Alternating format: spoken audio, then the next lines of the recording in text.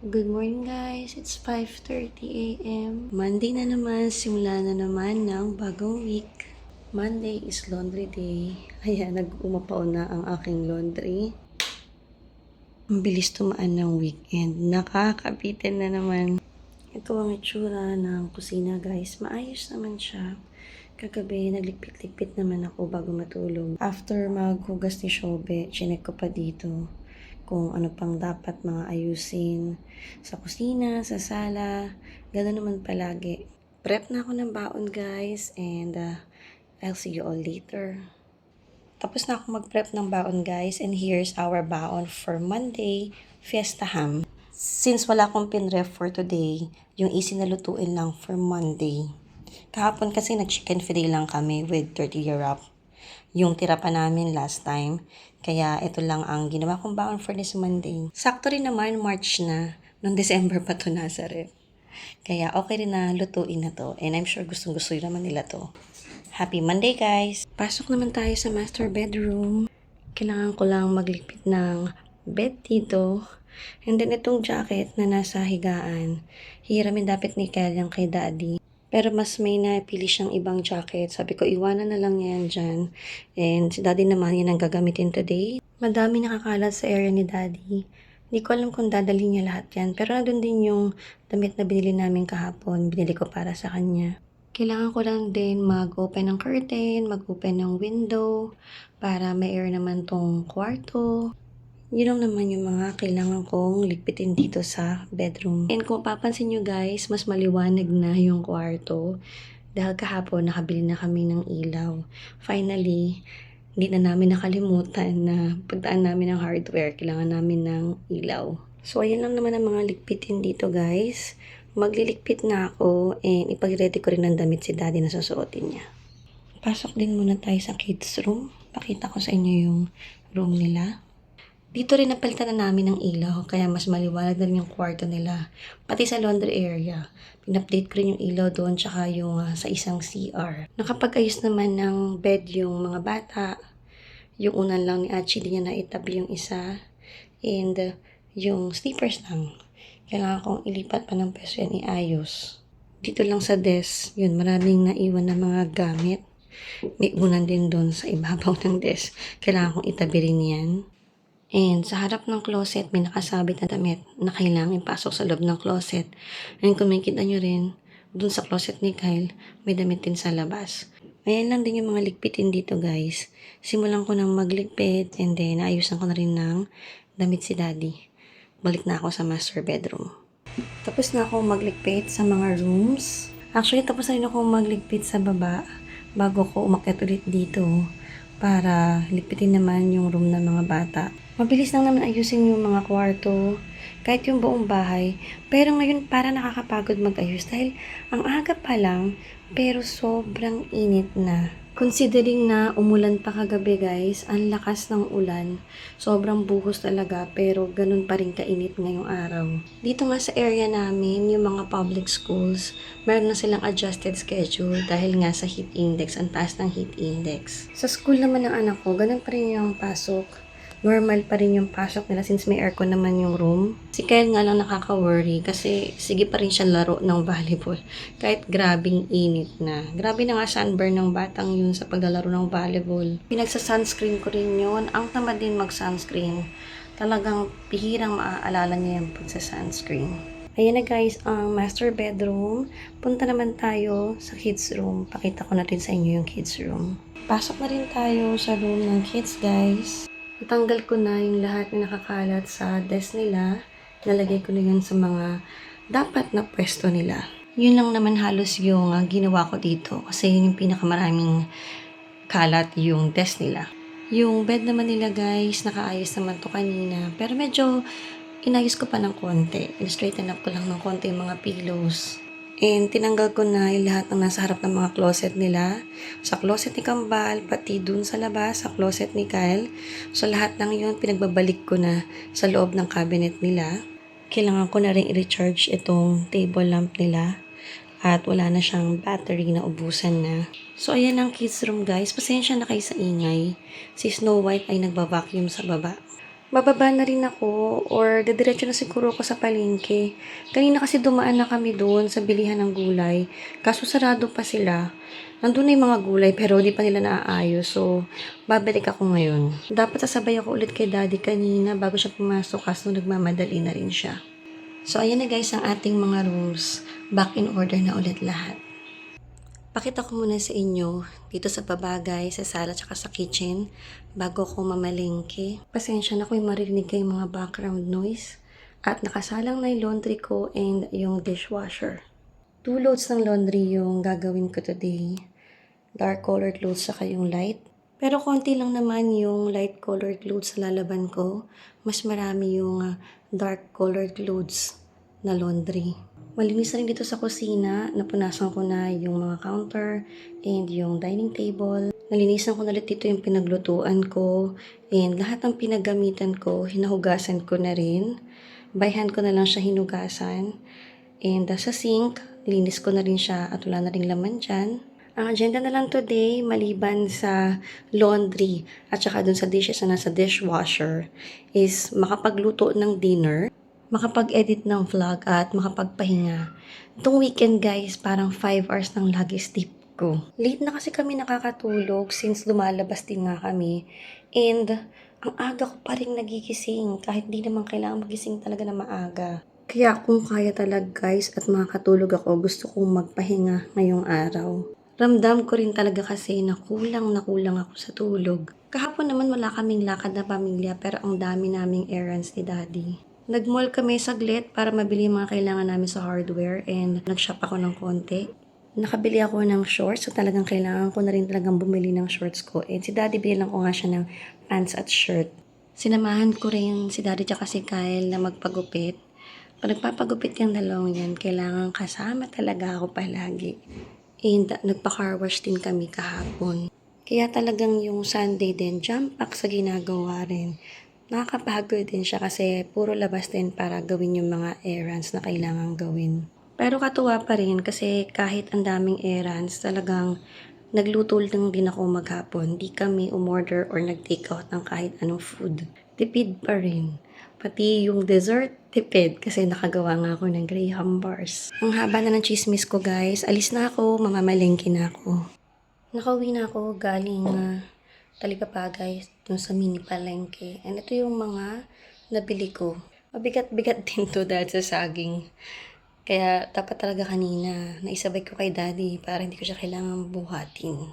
Bumili lang ako ng isang tray ng egg. Grabe ang bis namin mag-egg talaga dito. Ubus na yung egg namin. Wala na yata natitira. O 7. Tapos, bumili ako ng cucumber para sa baked sushi. Yung corn, steam ko lang yan para may merienda yung mga bata mamaya. And then, yung calamansi, mag-chicken bistek ako. Tsaka yung onion. And then, kumuha ko ng saging. Iniisip ko kung imamatamis ko siya or kung lalagain ko lang. Pero tingin ko gusto ni Kyle nung minatamis eh. Ayan na guys, ang ating palengke haul for today. Tapos ko nang i-prep itong chicken bistek and i-ref ko na to. Mga 3 hours dapat to or overnight. Pero to yung overnight ko kasi para bukas pa namin ito pagkain naman. Parang bukas na meal to. Mas okay na overnight ibabad to para mas malasa siya. Kailangan ko rin siguro medyo haluin to kasi yung iba medyo nakaangat dun sa marinade.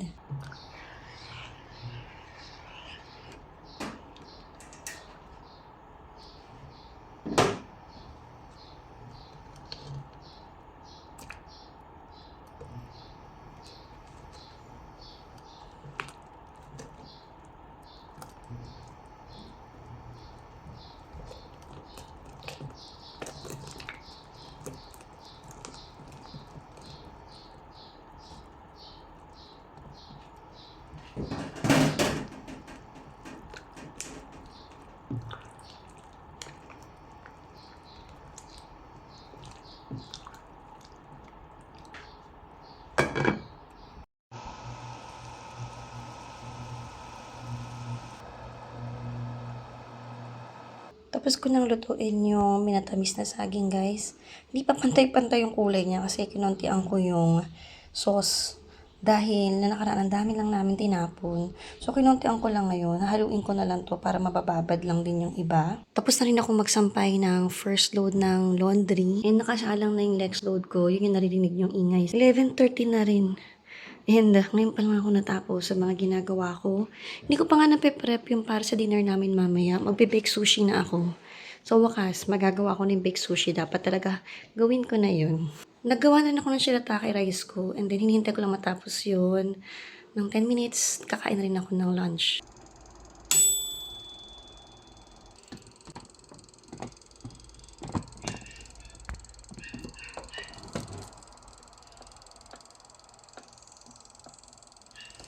Luto na yung steamed corn, guys. Andito na rin sila kambal. Kaya sakto yung paggawa ko nito. Merienda po tayo. Tapos ko nang i-prep tong bake sushi, guys. And isasalang ko na siya sa oven. Kanina pa naka-preheat yung oven ko. Sobrang ang tagal kong gawin to. Tinulungan lang ako ng mga bata. Si Shobi na nagluto ng egg. Siya rin nag-grate ng cheese sa ibabaw. Si Achi tinulungan niya ako sa crab na himay ng crab.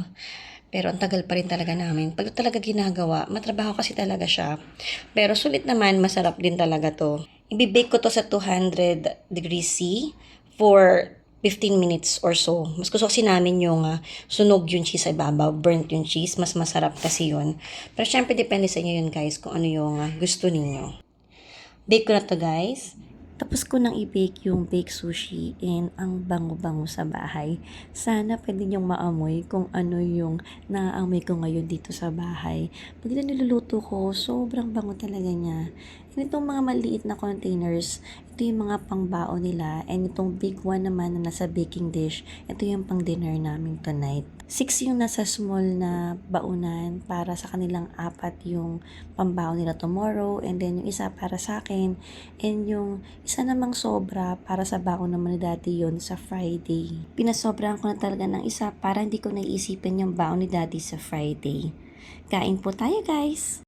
Good morning, guys! Antok na umaga. Grabe, ramdam na ramdam ko. Antok talaga ako today. Hindi na nga 5:30, 5:40 na, guys. Sinisnus ko yung alarm clock ko. Pero kahit gano'n kaantok, kailangan bumangon. Ang daming hinugasan kahapon. Sobrang dami ko rin kasing niluto kahapon. Siksikan na yung mga dishes sa drying rack. Sobrang dami talagang hinugasan nila kahapon. Naghugas pa ako ng iba dyan. Kahit ito sa dining, ayan, may mga hinugasan pa. Yung rice, iniwan ko dyan kasi mainit pa siya kagabi. And ito namang seaweed, iniwan ko na rin. Kasi baka makalimutan kong lagyan ng seaweed yung baonan nila. And ayan pala lahat ng nilaban ko kahapon. Hindi ko na napakita sa inyo, no. Nung matapos ko yung second load ng laundry. Konti lang naman yung second load. So yan ang ligpitin ngayong umaga na kailangang ayusin, harapin. After mag-prep ng baon, as ayusin yung mga dishes, balik sa mga pwesto, ito naman susunod kong gagawin, yung laundry. Heat up ko lang yung food nila, guys, and see you later. Tapos ko nang i-heat up yung food nila, guys. Microwave ko lang to for 4 minutes each glass container. And ayan, nakaready na rin yung seaweed dyan. Ito lang talaga yung kinaganda kapag may nakaprep na baon, na-heat up na lang. Mas mabilis yung umaga. And habang hini-heat up ko siya sa microwave, isa-isang sinasalang ko, nakakagawa ako ng iba pang mga gagawin dito sa bahay.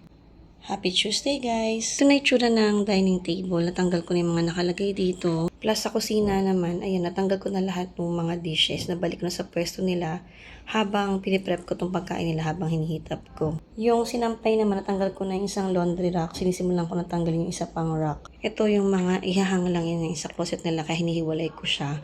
Sinasabit ko muna dyan para iakyat na lang mamaya. So, lagay ko na sa baonan nila to, guys. And mamaya na ulit. Pasok tayo sa master bedroom, guys. Ito naman yung mga liligpitin ulit dito. Higaan, of course. Kailangan kong tanggalin yung mga sinampay ko doon sa may bintana. Kailangan kong buksan yung kurtina, buksan yung bintana. Yun lang naman. Hindi akat si Snow White dito para makapag-vacuum ng floor. Yan lang naman yung kailangan kong ligpitin and then ipaghanda na ng susuotin si Daddy for today. Pasok naman tayo sa room ng mga bata.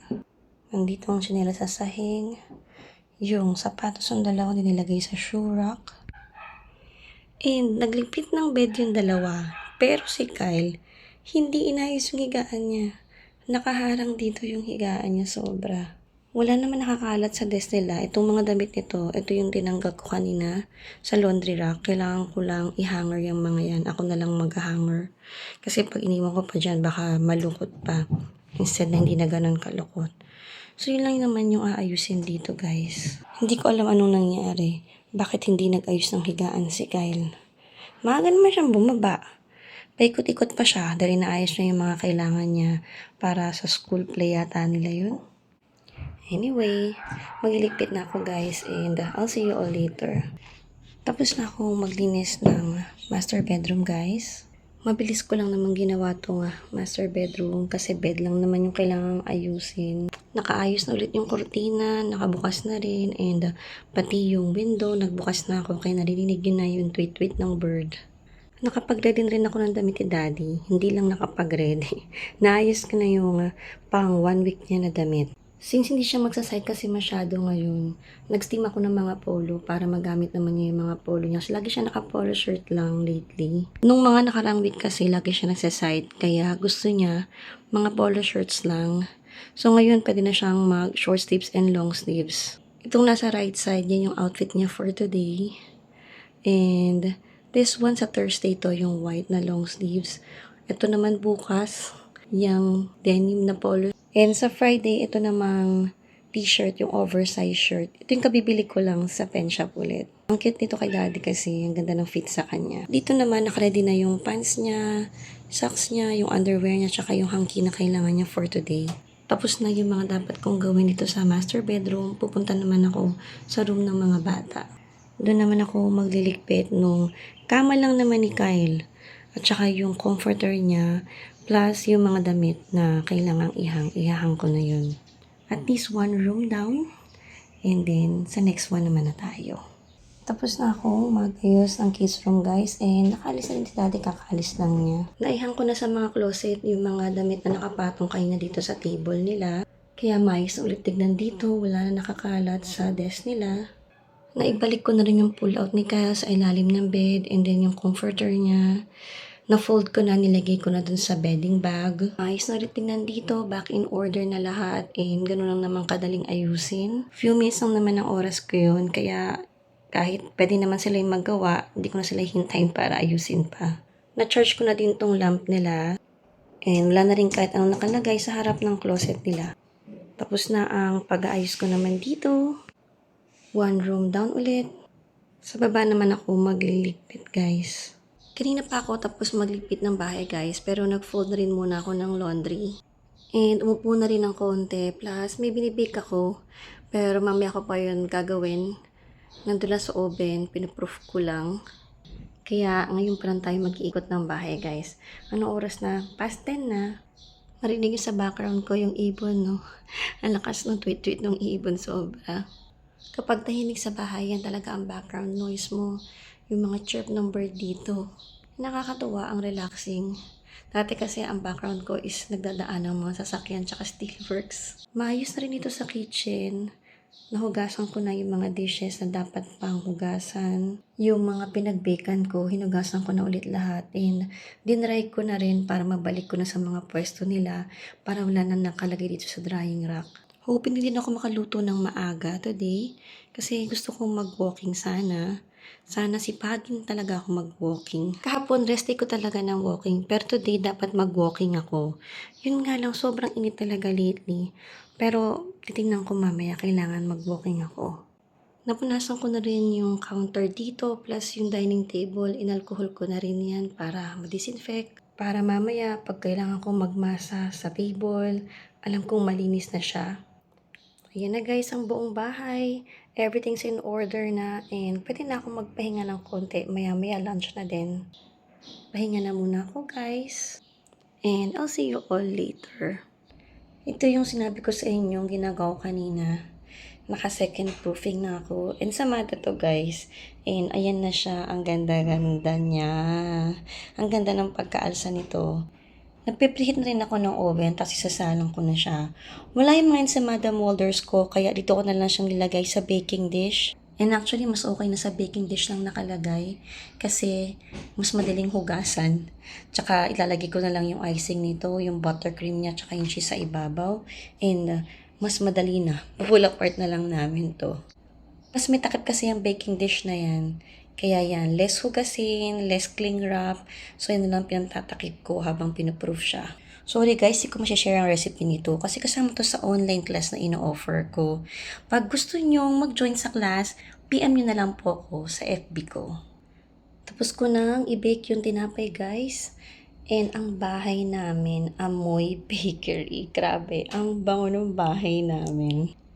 Hindi ko alam kung anong meron sa freshly baked bread, yung amoy niya. Sobrang bango talaga ng amoy niya. Nakakatakam. Sinend ko na nga yung picture nito sa anak ko.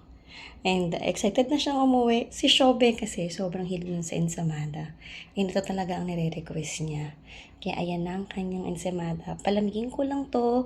Kukool down ko lang siya completely. Pero gagawin ko na rin yung buttercream habang kinukool down ko to. Nakakatawa yung itsura niya. Kasi first time kong gamitin yung baking dish para dito sa ensamada. Usually, nagagamit ako ng molder. And it works naman. Kaya natutuwa ako na hindi nag-fail. Presenting my cheesy and floppy ensamada.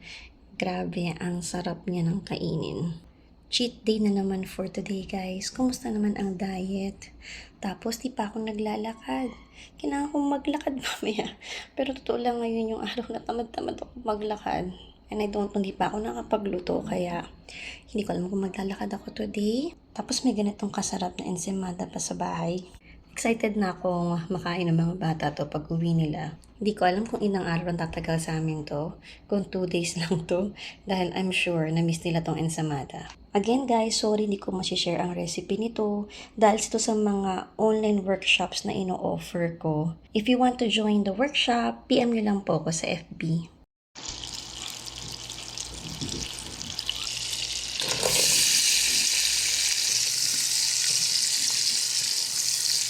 Ayan ang batang first tips sa ensamada. Usually, pagdating nito, tagal bumaba nito eh.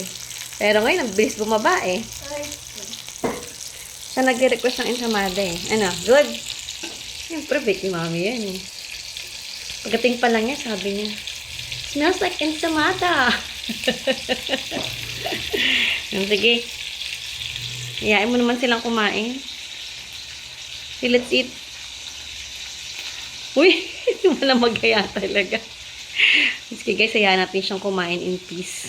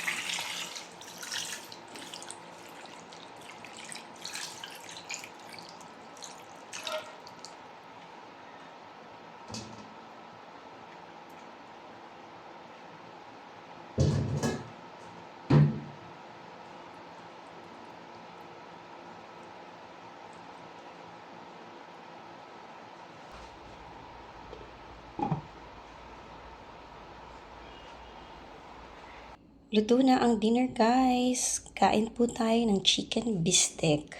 Ang tagal na nung huling nagluto ko nito. Sabi nga ni Achi, namimiss na daw niya to. Let's eat, guys!